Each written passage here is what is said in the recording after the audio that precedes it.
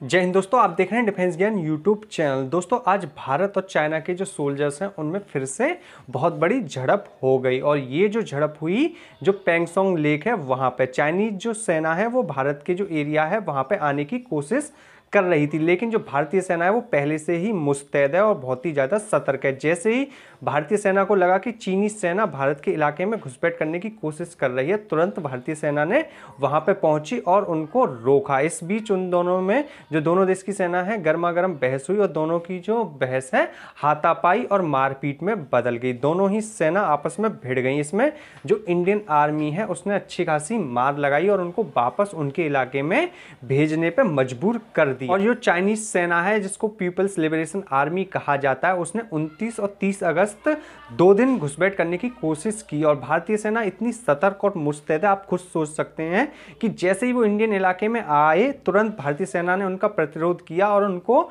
लौटने पर मजबूर कर दिया। और आप खुद देखेंगे 2-3 दिन के अंदर उसकी वीडियो भी रिलीज की जाएगी। और ये खुद जो आर्मी के खुद जो सीनियर ऑफिसर हैं उन्होंने ये सारी बातें बताई हैं। तो चाइना जो है पूरी तैयारी में बैठा है कि कैसे भी करके भारत से युद्ध छेड़ दिया जाए। और चाइना अपना जो ताकतवर बन चुका है वो सोचता है कि भारत को सबक सिखा सकता है, लेकिन भारत के पास दुनिया की सबसे मजबूत, सबसे ट्रेंड और सबसे ताकतवर आर्मी है और जो हमारी सारे जो इक्विपमेंट है वो बहुत ही अच्छे हैं चाइना के कंपैरिजन में। तो चाइना के जो फॉरेन मिनिस्टर हैं उन्होंने एक मीडिया जो प्रेस कॉन्फ्रेंस है वहाँ पे एक सवाल पूछा मीडिया वालों ने कि क्या जो चाइनीज सेना है उसने भारत की सीमा पे आके मतलब अतिक्रमण किया है। तो उन्होंने कहा जो चाइनीज सेना है उसने किसी भी प्रकार का अतिक्रमण नहीं किया है। तो एक तो चाइना भारत के अंदर आ गया, ऊपर से उस बात को मानने से भी इनकार कर रहा है। तो भारत और चाइना के बीच में 1962 में भी अक्टूबर में युद्ध हुआ था और अक्टूबर नज़दीक आता